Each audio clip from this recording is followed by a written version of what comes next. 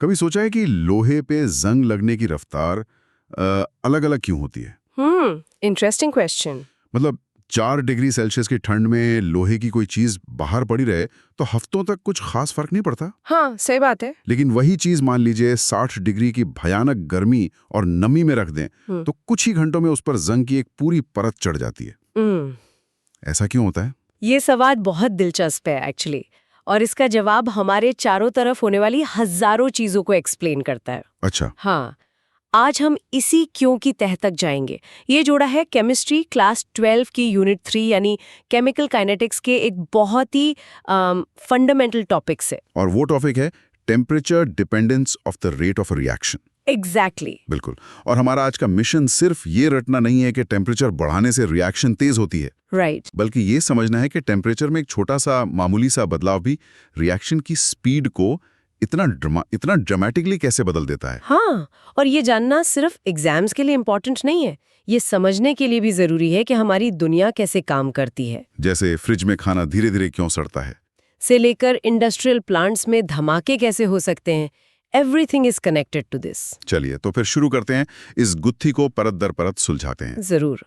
तो सबसे पहले जो एक बात दिमाग में बैठानी है वो ये है कि टेम्परेचर का रिएक्शन रेट पर असर कोई सीधा साधा लीनियर असर नहीं है। लीनियर नहीं है? नहीं, ये एक एक्सपोनेंशियल इफेक्ट है। एक्सपोनेंशियल इफेक्ट, हाँ ये शब्द थोड़ा भारी है, इसको अगर और आसान भाषा में कहें तो। जरूर। इसका मतलब है कि टेम्परेचर थोड़ा सा बढ़ाने पर रिएक्शन की स्पीड बहुत तेजी से बढ़ती है, मतलब कई गुना बढ़ जाती है। ओके। एक आम नियम है जिसे हम रूल ऑफ थंब कहते हैं कि ज्यादातर केमिकल रिएक्शंस के लिए हर 10 डिग्री सेल्सियस टेम्परेचर बढ़ाने पर रिएक्शन की स्पीड दोगुनी या कभी-कभी तिगुनी हो जाती है। हर 10 डिग्री पर डबल या ट्रिपल? वाह, ये तो बहुत ज्यादा है। लेकिन ऐसा होता क्यों है? मतलब पार्टिकल्स के लेवल पे, मॉलिक्यूल्स के लेवल पे आखिर चल क्या रहा होता है? बहुत अच्छा सवाल है। देखिए, किसी भी रिएक्शन के होने के लिए बेसिकली 2 शर्तें हैं। पहली, रिएक्टेंट मॉलिक्यूल्स को आपस में टकराना होगा, कोलिजन होना जरूरी है। हाँ, और दूसरी जो ज्यादा जरूरी है वो ये कि टक्कर सिर्फ होनी नहीं चाहिए बल्कि जोरदार होनी चाहिए। अच्छा, इफेक्टिव होनी चाहिए। एग्जैक्टली। मतलब टकराने वाले मॉलिक्यूल्स के पास एक minimum amount of kinetic energy होनी चाहिए, और इसी मिनिमम एनर्जी को हम कहते हैं एक्टिवेशन एनर्जी, EA। अच्छा, तो ये एक तरह का एनर्जी बैरियर है, जैसे किसी क्लब में एंट्री के लिए एक मिनिमम कवर चार्ज होता है। Perfect analogy. वैसे ही रिएक्शन में हिस्सा लेने के लिए मॉलिक्यूल्स के पास वो मिनिमम एक्टिवेशन एनर्जी होनी ही चाहिए। बिल्कुल सही। अब सोचिए, किसी भी दिए गए टेम्परेचर पर एक कंटेनर में सारे मॉलिक्यूल्स एक ही स्पीड से नहीं घूम रहे होते। राइट। बिल्कुल एक क्लासरूम की तरह।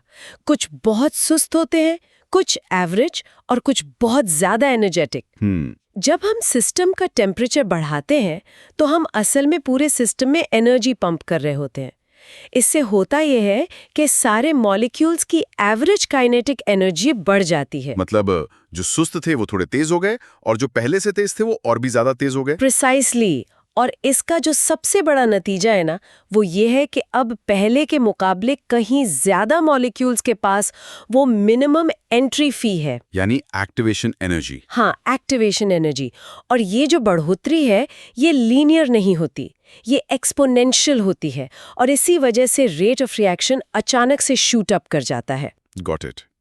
अगर इसे परीक्षा के नजरिए से देखें तो इसकी एंकर डेफिनेशन होगी, the rate of a reaction increases exponentially with increasing temperature, approximately doubling और tripling for every 10 degree Celsius rise. ये बात अब साफ हुई। लेकिन यहाँ एक आम कंफ्यूजन भी होता है। कई स्टूडेंट सोचते हैं कि टेम्परेचर बढ़ाने का असर वैसा ही होता होगा जैसा कॉन्सेंट्रेशन बढ़ाने का होता है। क्या ये सही है? ये एक बहुत ही कॉमन मिसअंडरस्टैंडिंग है एक्चुअली, और इसे क्लियर करना बहुत जरूरी है। ओके। देखिए, कंसंट्रेशन बढ़ाने से आप एक सेकंड में होने वाले कोलिजन्स का नंबर बढ़ाते हैं, जिसका असर रेट पर ज्यादातर लिनियर या पावर लॉ होता है। ठीक है। लेकिन टेम्परेचर बढ़ाने से आप कोलिजन्स की क्वालिटी बढ़ाते हैं।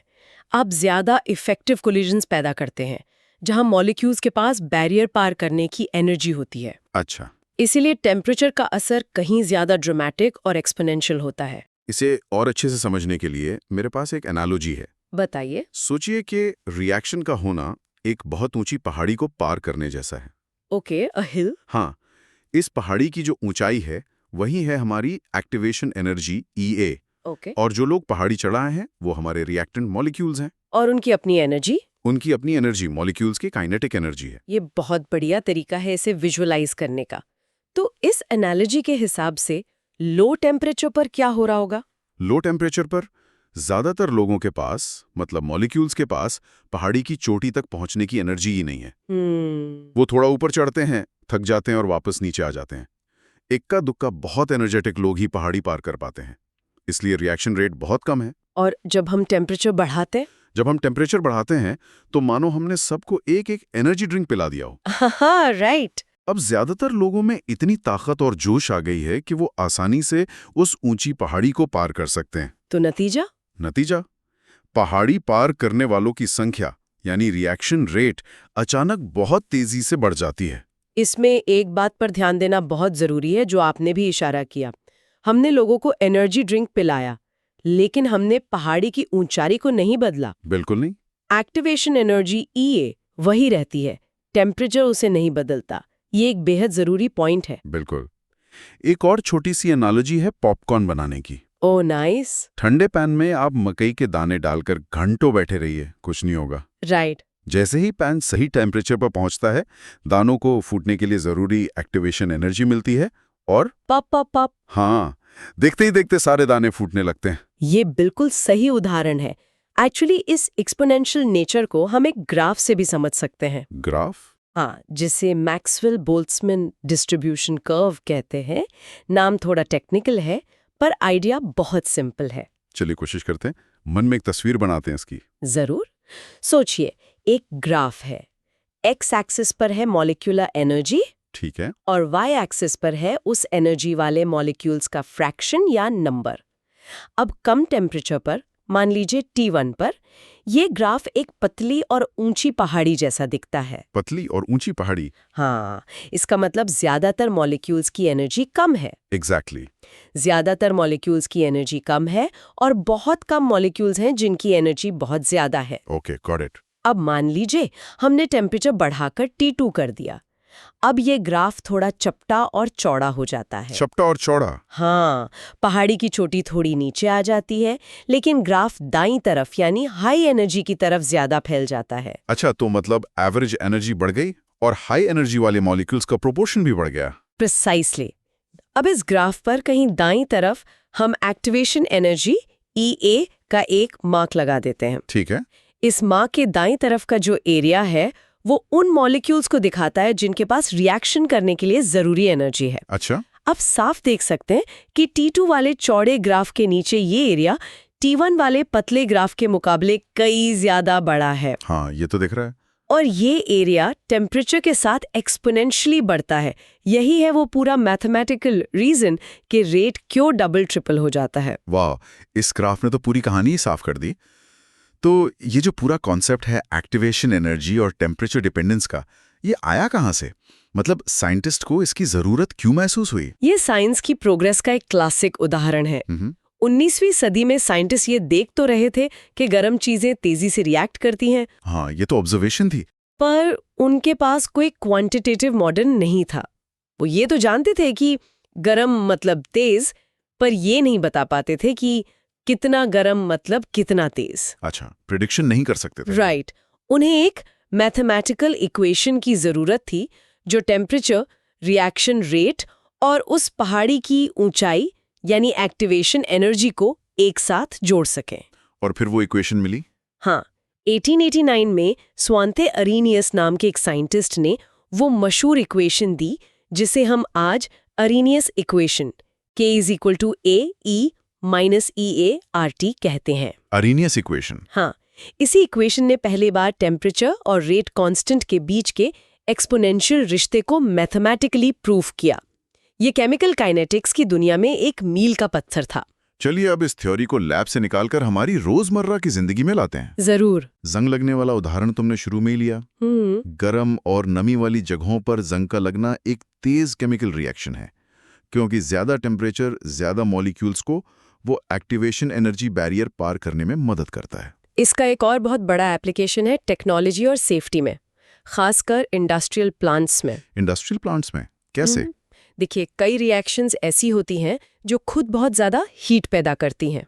इन्हें हम एक्सोथर्मिक रिएक्शंस कहते हैं। हाँ, एक्सोथर्मिक। अब यहाँ एक खतरनाक चेन रिएक्शन शुरू हो सकता है। Chain reaction?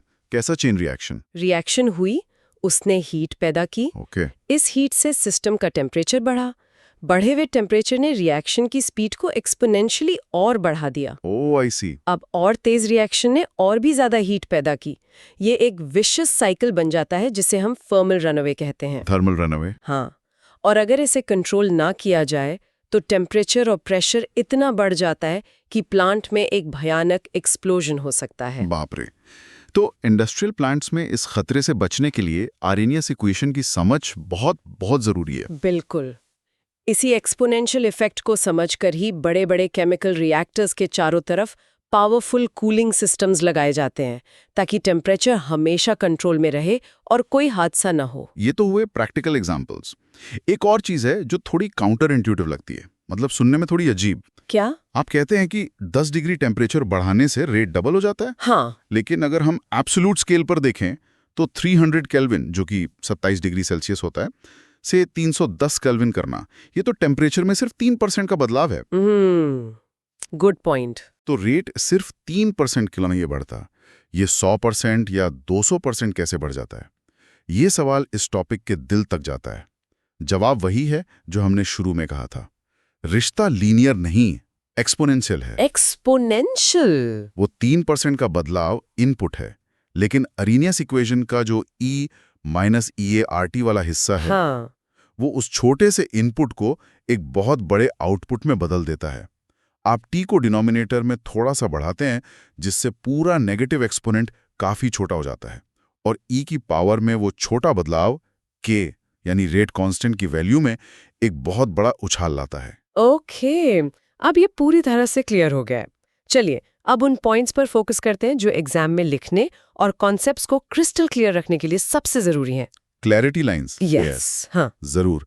तो सबसे पहली और सबसे जरूरी बात जिसे कभी नहीं भूलना, टेम्परेचर एक्टिवेशन एनर्जी को कम नहीं करता है। राइट, वो सिर्फ ज्यादा मॉलिक्यूल्स को उस एनर्जी बैरियर को पार करने की ताकत देता है। पहाड़ी की ऊंचाई उतनी ही रहती है, बस अब ज्यादा चढ़ने वालों में जोश आ गया है। ये पॉइंट एकदम साफ है। और खुद एक्टिवेशन एनर्जी के बारे में क्या याद रखना है? दूसरा जरूरी पॉइंट, एक्टिवेशन एनर्जी EA हर रिएक्शन के लिए स्पेसिफिक और कांस्टेंट होती है। ये टेम्परेचर पर डिपेंड नहीं करती। अच्छा, ये रिएक्शन की प्रॉपर्टी है। हाँ, ये उस रिएक्शन के मॉलिक्यूलर पाथवे की अपनी प्रॉपर्टी है, उसका फिंगरप्रिंट है। मीथेन को जलाने की एक्टिवेशन एनर्जी अलग होगी और लोहे पर जंग लगने की अलग, और ये वैल्यूज फिक्स्ड हैं। ये एक बहुत जरूरी डिस्टिंक्शन है। अक्सर स्टूडेंट्स को लगता है कि टेम्परेचर बढ़ाने से सब कुछ बदल रहा है। हाँ, पर एक्टिवेशन एनर्जी नहीं बदलती। ठीक है। तीसरा पॉइंट थोड़ा और गहरा है। जिस रिएक्शन की एक्टिवेशन एनर्जी ज्यादा होती है, वो टेम्परेचर चेंजेस के लिए ज्यादा सेंसिटिव होती है। ज्यादा सेंसिटिव होती है, इसका क्या मतलब हुआ? इसका मतलब है कि अगर किसी रिएक्शन की पहाड़ी बहुत ऊंची है, मतलब हाई EA, हाँ, तो टेम्परेचर में थोड़ा सा बदलाव भी रिएक्शन रेट में बहुत बड़ा बदलाव लाएगा।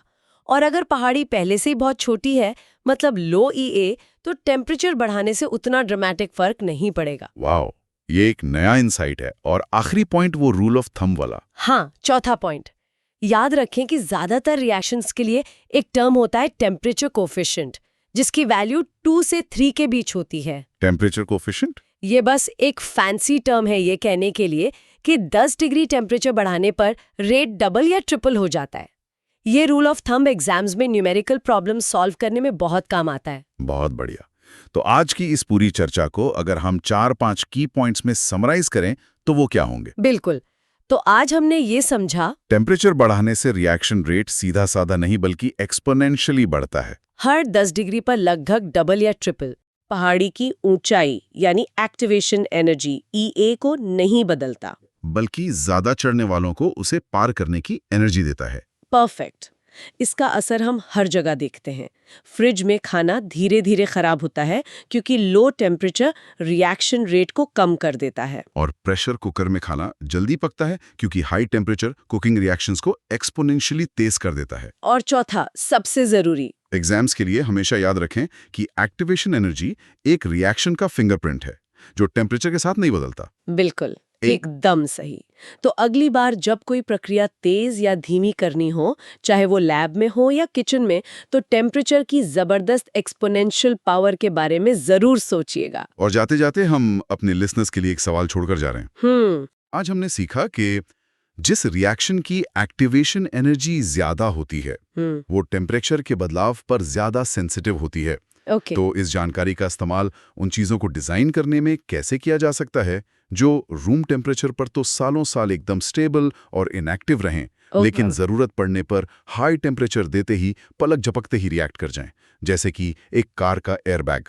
सोचिएगा जरूर।